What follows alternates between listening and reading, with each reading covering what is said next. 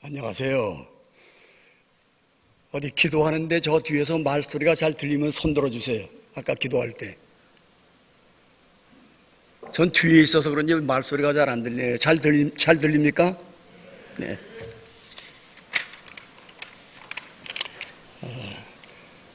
여러분 한 주간 동안 살아내시느라고 수고 많으셨죠? 참 인생 산다고 하는 것은 힘든 것이지요.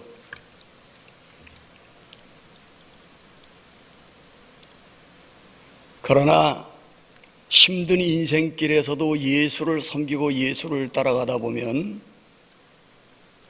하나님의 은혜가 물붓듯이 우리에게 임하는 것을 깨닫게 됩니다. 그래서 저절로 하나님을 경배하게 되고 찬양하게 되고 하나님께 감사하게 됩니다.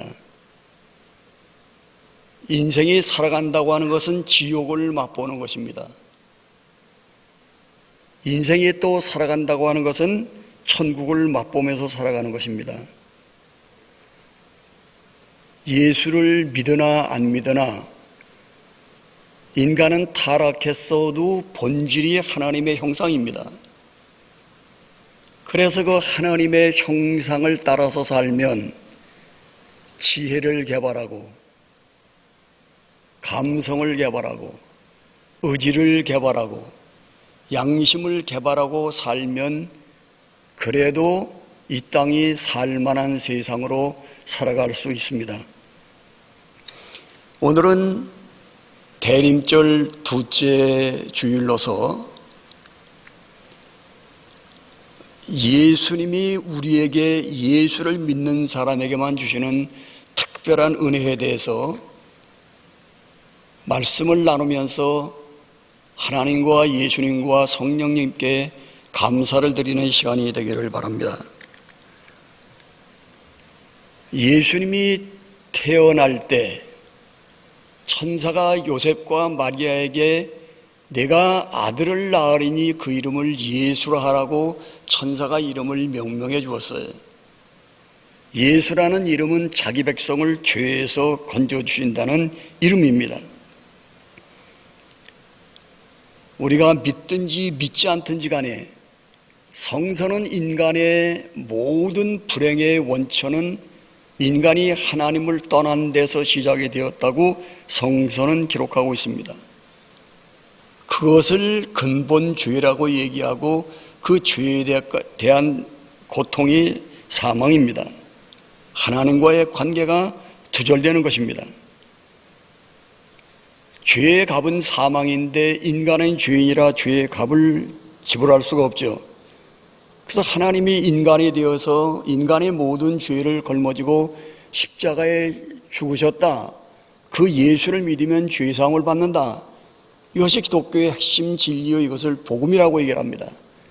정상적인 두뇌를 가진 사람은 참 이해하기도 어렵고 믿기도 어려운 것을 기독교에서는 복음이라고 증거하고 주장하다가 목숨까지 바치고 있습니다. 그러나 인간의 이성으로는 이해하기 어려운데 하나님은 예수가 나기 전서부터 예수를 보내서 인류를 죄에서 건져주시겠다고 약속하셨어요. 인간의 이성으로는 납득이 안 가는데 인간에게는 영이라는 게 있습니다. 그 영은 끊임없이 하나님을 추구하고 있어요. 그 우리의 영성은 끊임없이 죄사함을 받고 하나님의 사랑을 받기를 갈구하는 속성이 있습니다. 그 영성에 대한 응답이 바로 예수 그리스도입니다.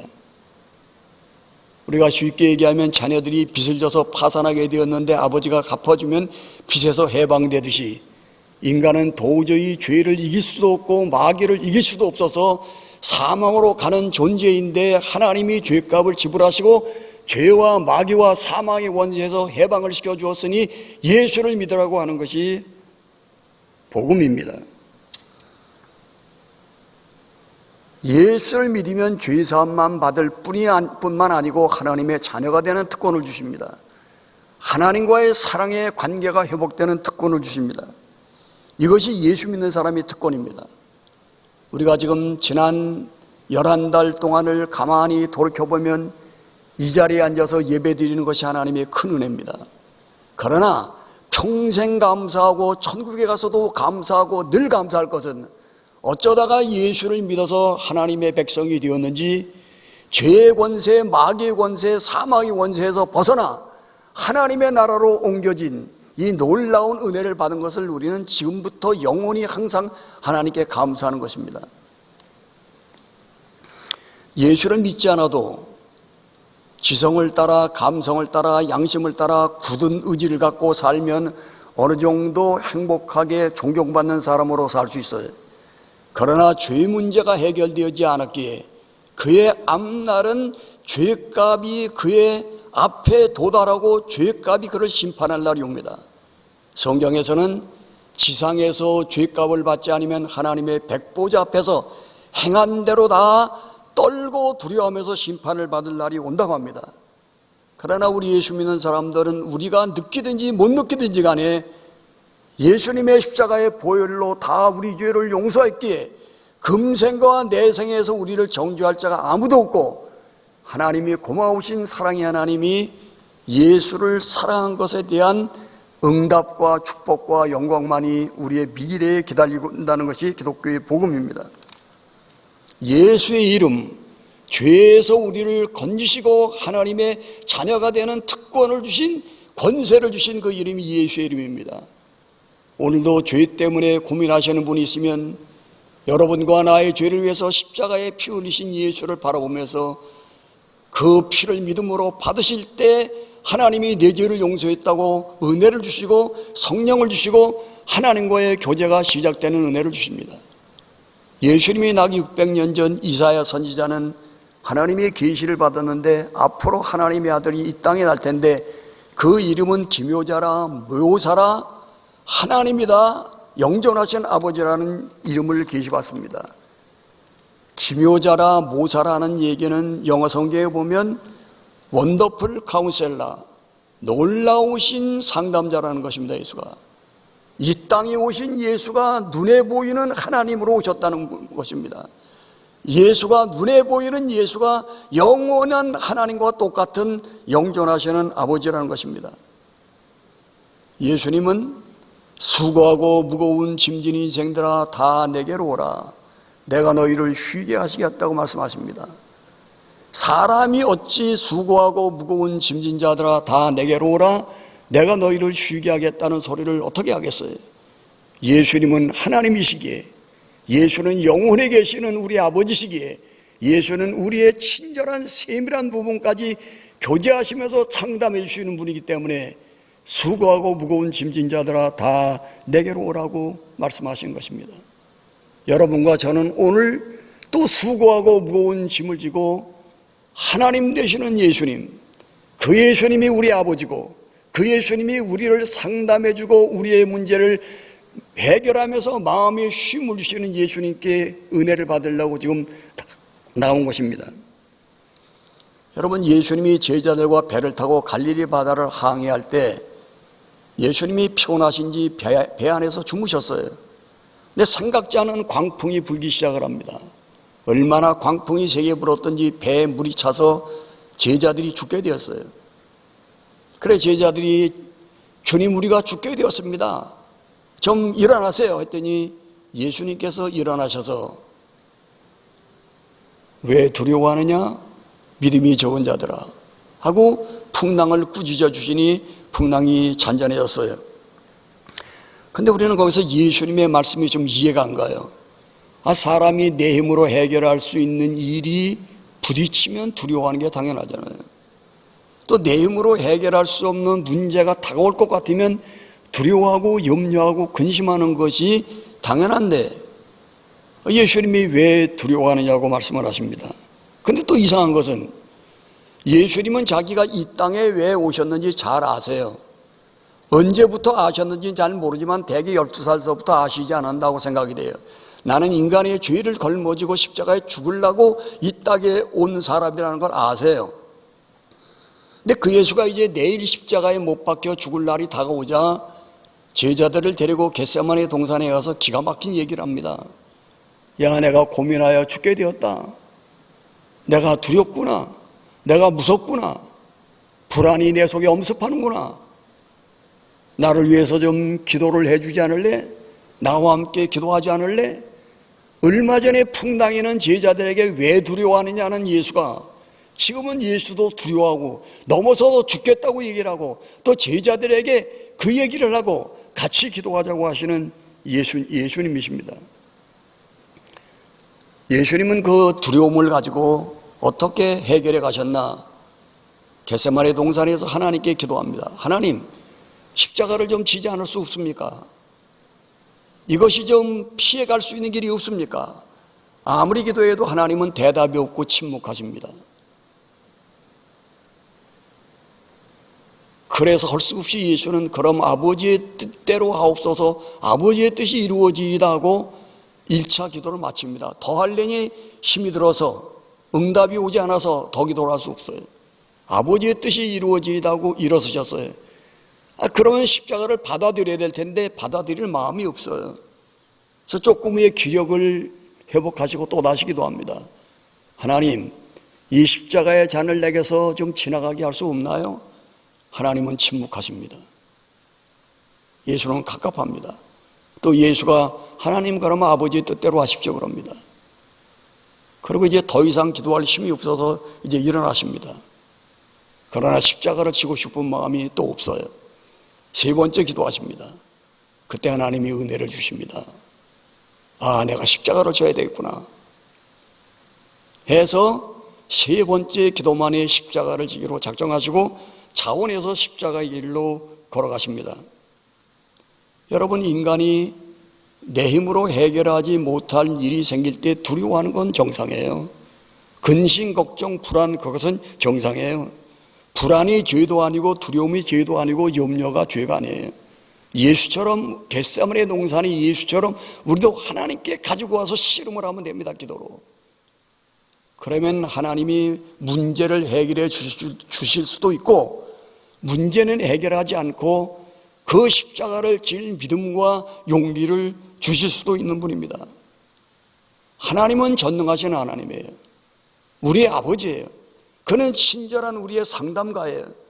그래서 우리가 어려운 문제, 불안한 문제, 두려운 문제를 가지고 기도하면 그 문제를 해결할 수 있는 지혜를 주시고 용기를 주시고 믿음을 주시면서 그 문제를 대처해 나가게 합니다.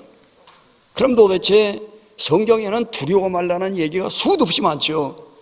그리고 예수님도 왜 염려하느냐, 왜 두려워하느냐? 그러면 두려워하고 염려하지 말라는 것은 무슨 얘기인가? 좀 쉽게 설명을 해드리죠. 여러분, 목요일마다 조선TV에서 국민 가수 경연대회가 있어요. 그래서 목요일마다 제가 주로 이제 다는 보지 않는데 이제 한 반쯤 보는데요. 거기에 이름은 정확히 기억 못하는데 박아목이라는 가수가 나와요. 그분은 전에도 가수였는데 전에 가수 활동을 하다가 노래를 부를 때 가사가 틀려가지고 그때부터 공황증이 왔대요. 무대 공포증이 왔대요. 그래서 가수 생활을 수년 동안 접었어요. 그게 두려움에 빠진 겁니다. 근데 결혼하고 아내가 자꾸 국민 가수 경연대에 참여해보라고 자꾸 용기를 줘서 이제 1차 예선전에 참여해서 노래를 불렀어요. 무대에 섰을 때 떨더라고요. 그 노래를 부르기 시작하니까 그 잘 불렀어요. 그리고 예선전을 마치고 자기의 자리에 들어가 앉았는데 텔레비를 비춰주는데 보니까 막 공황 발작증이 일어나서 몸을 비틀고 바깥으로 나가서 몸부림을 치는 것이 방영이 되었어요. 2차전에 또 나왔어요. 그때 아나운서가 부르니까 약을 먹고 나왔다고 그래요. 그래서 또 노래를 잘 불렀어요. 그 후에 자기 자리에 가서 공황장애증으로 몸부림치진 않더라고요. 그런데 이제 준결승전에 4개인가 5조가 있는데 거기서 대표 한 명씩 나와서 노래를 부르는 대회가 있었어요. 근데 놀라운 것은 거기서 1등을 했어요. 아내의 조언을 들으면서 두려움에 빠졌던 공황장애증에 빠져서 가수 노릇을 못했던 사람이 도전하고 또 도전해서 지금 공황장애증에서 벗어나가고 있어요. 여러분, 예수님은 두려움과 염려를 어떻게 극복하셨나?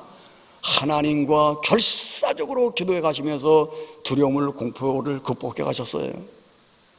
두려운 것은 인간의 본능입니다. 두려움에 빠지면 안 됩니다. 예수님께 나가서 부르짖으세요. 두려움에서 해방되도록 부르짖으세요. 그리고 또 부르짖으세요. 또 부르짖으세요.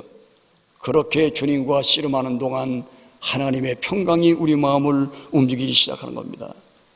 예수님은 나사로 무덤 앞에서 이렇게 기도하십니다. 아버지, 항상 내 기도를 들으신 것을 감사합니다. 항상 기도를 들으셨대요. 그런데 겟세마네의 기도는 예수님의 기도도 하나님이 응답을 안 해주었어요. 그런데 응답 안 한 그 기도도 더 큰 응답입니다. 응답 안 한 그 응답 속에 부활의 기적이 나타나고 인류가 구원받는 놀라운 일이 나타납니다. 여러분도 여러분의 두려운 문제, 근심스러운 문제, 수고로운 문제로 기도하면 하나님이 응답을 하실 수가 있어요. 기쁨으로 응답을 하고, 기도하고 나면 기쁨이 오고 믿음이 옵니다. 응답받았다는. 그리고 살다가 보면 문제가 해결이 됩니다.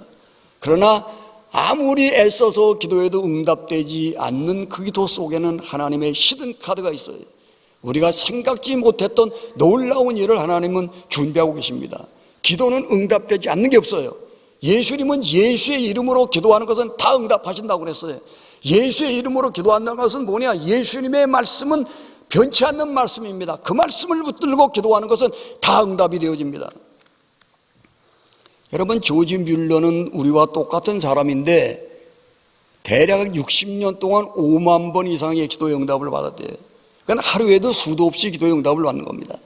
하나님은 사람을 편애하지 않으십니다. 누구든지 주의 말씀을 붙들고 친근히 기도하면 지금 조지 뮬러의 하나님이 우리 하나님이 되십니다. 그럼 제가 여러분들에게 하나 물어봅니다. 우리가 기도한다고 하나님의 뜻이 바뀔까요? 우리가 여러분이 기도한다고 하나님 뜻이 바뀔까요? 바뀌지 않습니다. 그러면 기도하면 응답을 주신다는데 그게 무슨 말씀입니까? 기도해서 하나님의 뜻이 바뀌는 게 아니고 기도하라는 것이 주님의 사랑의 말씀인데 그 말씀에 순종하니까 특별한 은혜가 임하는 거예요. 기도하라는 하나님의 말씀에 순종하니까 특별한 은혜가 임하는 거예요. 그러니까 아무리 예수를 믿어도 기도하라는 주님의 말씀에 순종하지 않으면 특별한 은혜가 임하지 않아요. 우리는 지렁이 같은 인생인데 하나님께 기도함으로 수도 없이 응답을 받고 하나님의 사랑 속에 사는 것을 두고두고 영원히 감사할 것입니다. 예수를 믿어도 기도하지 않는 사람은 하나님이 주시는 특별한 은혜 속에 동참하기 어려워요. 여러분, 우리가 부부가 만나서 서로 이렇게 사랑을 하다 보면 이렇게 이제 나이가 들어가다 보면 모든 게 서로 닮아갑니다. 그런데 사랑 많고 능력 많은 하나님과 잘 교제하면 예수를 닮아가요. 제자들이 예수님께 하나님을 보여달라고 그럽니다. 근데 예수님이 하시는 말씀이 나를 본 것이 하나님을 본 것인데 뭘 또 하나님을 보여달라고 그러냐 이렇게 얘기합니다. 여러분, 우리가 하나님과 잘 교제를 하면 하나님을 닮아가고 예수를 닮아가는데 우리의 주위 사람이 우리를 보고 예수 믿고 싶은 마음이 들어야 돼요. 인생의 성공은 돈 많이 버는 게 성공이 아닙니다. 인생의 성공은 행복하게 사는 게 인생의 성공이 아닙니다. 인생의 성공은 예수를 닮아가는 것입니다. 짐승처럼 태어나서 교육을 받아 사람처럼 되고 예수를 믿어서 예수를 닮아가는 것이 모든 인생의 삶의 목표요. 예수를 쓰러지고 넘어지면서라도 예수를 닮아가는 것이 잘 산 인생입니다.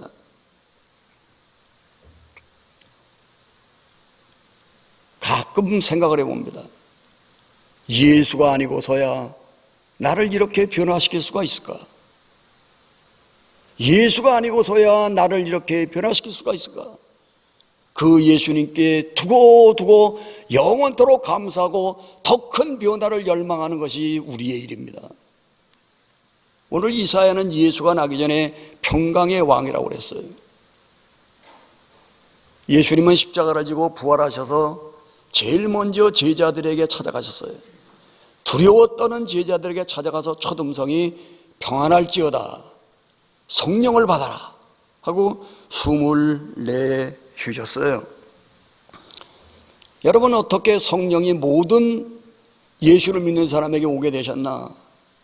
예수님이 그래서 십자가를 지기로 작정하고 십자가에 자기가 질 십자가를 자기가 걸머지고 지금 올라갑니다. 그리고 갈보리산 꼭대기에서 자기가 지고 올라간 십자가에 못을 박히면서 예수가 비명을 지릅니다. 하나님, 하나님, 어찌해서 나를 버리셨습니까? 엘리 엘리 라마 사박다니, 어찌해서 하나님 나를 버리셨습니까? 비명을 지릅니다. 그때 하나님도 하늘에서 십자가에 달리십니다. 갑자기 태양이 빛을 잃습니다. 온 땅이 캄캄해집니다. 예수는 그것을 하나님이 하늘에서 십자가를 지시는구나, 내가 고통에 죽게 됐을 때 하나님도 죽게 되었구나 하는 그 하나님의 아파하는 사랑을 받아들이면서 이제는 마음 놓고 내 영혼을 아버지 손에 맡깁니다. 다 이루었다 하고 운명하십니다.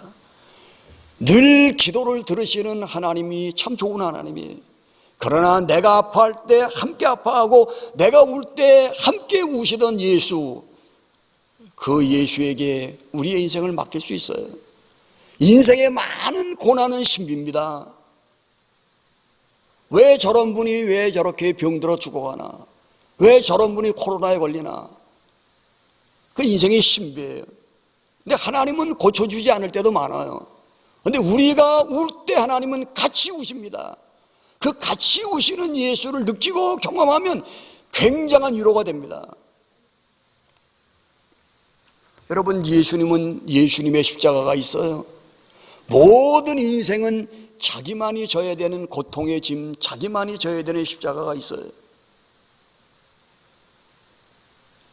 예수님도 그 십자가를 지고 가다 쓰러지고 넘어졌어요. 우리도 고통의 짐을 지고 가다가 쓰러지고 넘어질 때가 많아요. 그때마다 예수는 하나님을 바라보면서 또 일어나고 또 일어나고 그랬어요. 바울은 바울 나름대로의 십자가가 있었어요. 대표적인 십자가가 몸에 육체의 사탄의 가시가 있었어요. 가시가. 죽은 자도 살리는 대사도가 자기 몸뚱어리에 병 하나는 고치지 못해서 하나님께 몸부림치면서 예수님처럼 3번 기도를 합니다. 하나님이 가시를 좀 뽑아달라고. 한 번 죽을 힘을 다해 기도해도 하나님이 응답이 없어요. 2번째도 응답이 없어요. 예수님처럼 죽을 힘을 다해서 3번째 기도할 때 하나님의 응답이 옵니다.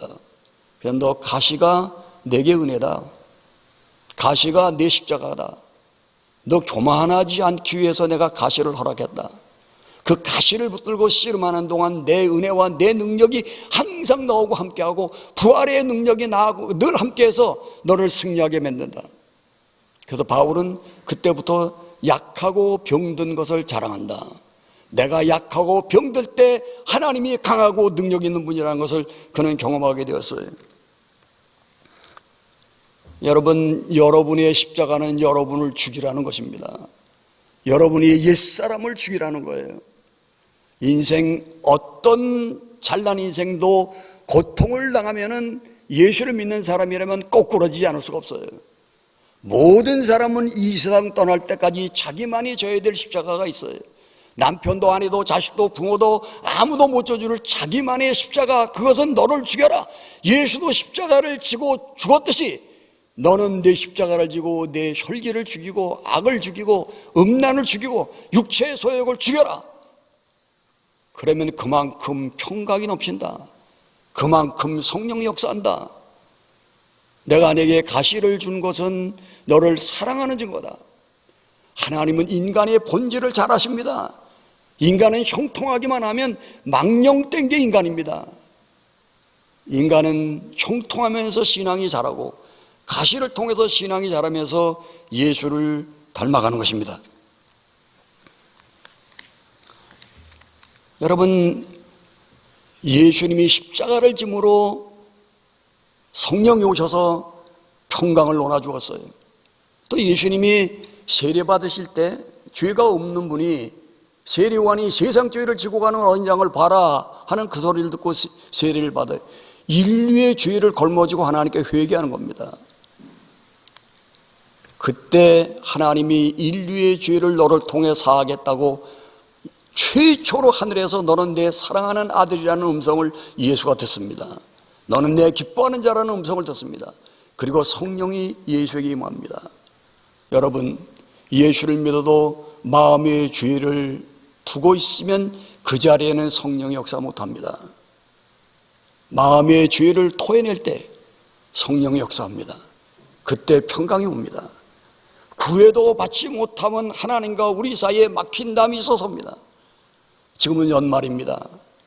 하나님 앞에서 하나님과 사람과 만물과의 관계 속에서 잘못한 것을 끄집어내놓고 통회하는 영을 구하면서 회개해야 됩니다. 허물의 사함을 받고 죄의 가르침을 받은 사람이 복이 있습니다. 자기 십자가를 지면서 자기를 죽이는 사람 속에 성령이 역사하고 평강의 왕이 역사합니다. 마지막으로 예수의 이름은 임마누엘입니다. 하나님이 우리와 함께하는 이름입니다. 여러분, 성경에 평생을 하나님과 동행한 사람은 에녹입니다. 예수님도 이렇게 말씀하십니다. 내가 아버지의 기뻐하시는 일을 행함으로 하나님이 나와 늘 함께 하신다고 합니다. 에녹도 하나님이 기뻐하시는 사람이 일을 행함으로 하나님이 에녹과 함께 했어요.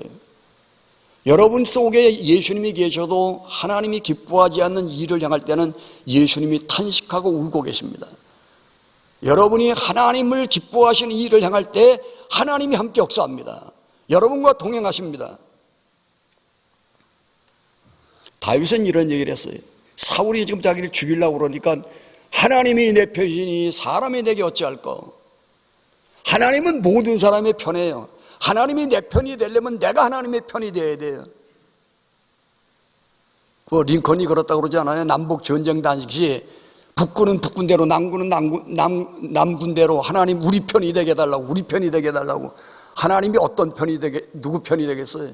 그때 링컨이 하는 얘기가 하나님이 우리 편이 되려고 하면 우리가 하나님의 편이 되어야 된다. 그럼 어떻게 우리가 하나님의 편이 되느냐? 여러분, 이스라엘 민족이 가나안을 정복할 때 하나님이 함께해야만 이길 수 있는 전쟁이에요. 그런데 여리고성은 가나안의 입구에 있는 큰 성인데 요새 얘기하면 군사적으로 잘 조직해가고 무기가 강한 성인데 하나님의 명령대로 7번 여리고성을 들고 나팔을 부니까 하나님이 함께함으로 여리고성이 무너지고 전쟁에 승리를 했어요. 그런데 아이성은 조그만 성인데 전쟁에 패했어요. 왜 그러냐?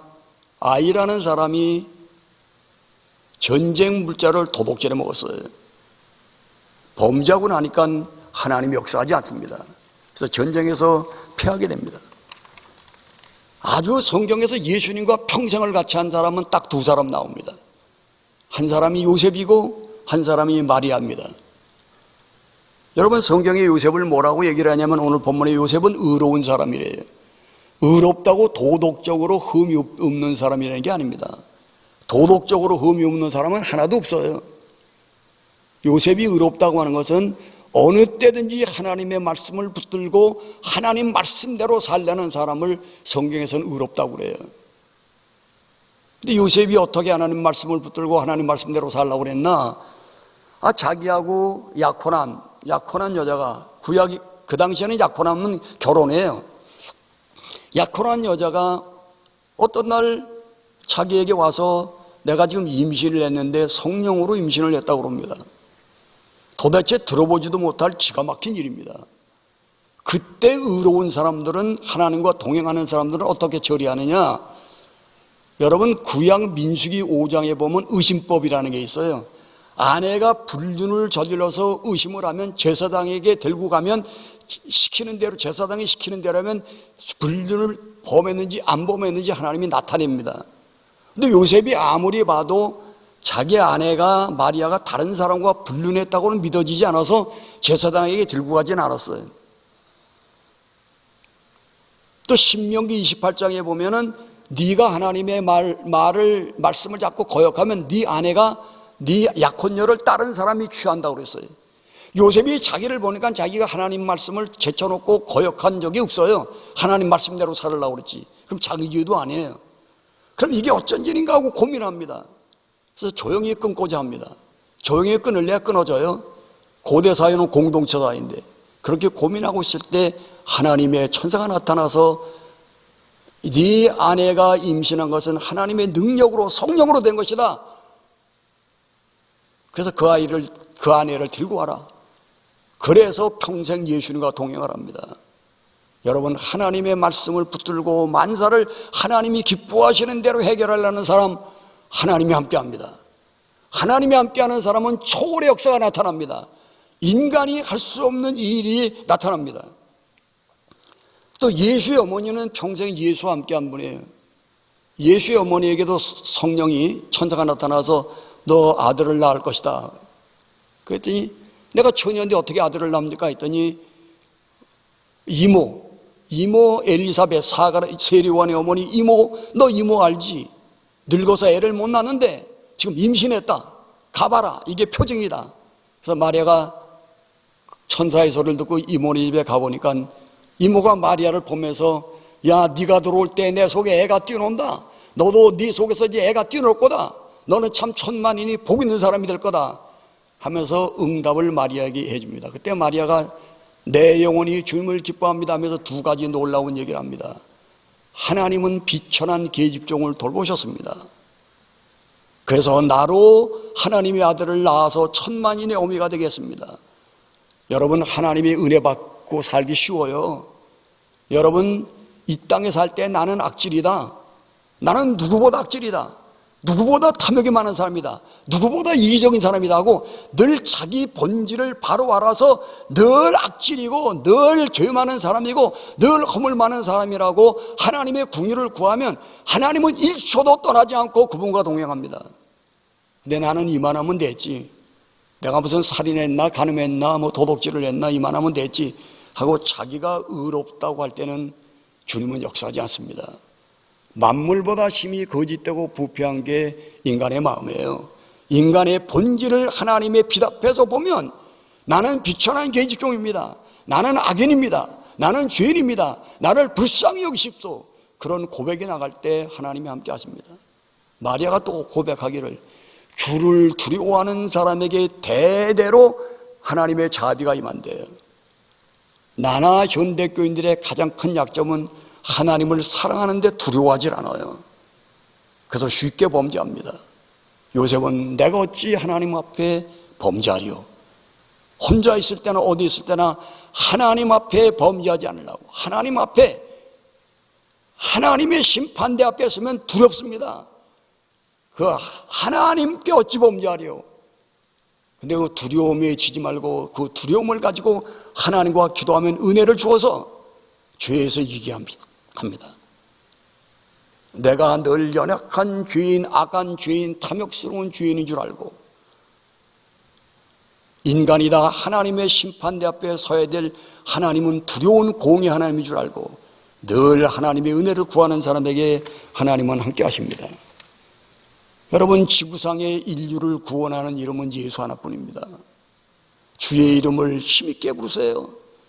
죄에서 건져주시고 온갖 고난에서 건져주실 예수의 이름을 부르세요. 여러분의 크고 작은 모든 문제를 가지고 주님과 교제하세요. 그러면 기도하라고 말씀하신 대로 기도하셨으니 하나님의 축복이 있을 것입니다. 여러분의 십자가를 지고 주님께 부르짖으세요. 마음속에 있는 죄를 끄집어내 회개하시고 십자가를 지면서 내 육체의 사람을 죽여달라고, 죄의 사람을 죽여달라고 하세요. 거기에 성령이 임합니다. 하나님의 크고 놀라운 은혜가 임합니다. 그러면 그것을 가지고 영원토록 감사할 것입니다. 여러분의 소원은 무엇입니까? 건강입니까? 좋습니다. 평안입니까? 좋습니다. 행복입니까? 좋습니다. 그러나 우리의 가장 큰 소원은 주님과 동행하는 것입니다. 주님과 동행하면 모든 것이 해결이 납니다. 요셉은 하나님과 동행해서 형통한 사람이 되었어요. 다윗은 하나님과 동행해서 승리하는 사람이 되었어요. 예수님은 하나님과 동행해서 하나님께 영광을 돌리는 사람이 되었어요. 여러분, 삶의 좌표를 예수로 세우시고 예수를 바라보세요. 그분에게 은혜를 구하세요. 그분을 기쁘시게 하려고 은혜를 구하세요. 예수가 여러분에게 전부가 되세요. 그래서 주님과 동행하시면서 형통하시고 승리하시고 하나님께 영광을 돌리시기를 귀하신 주님의 이름으로 축원합니다.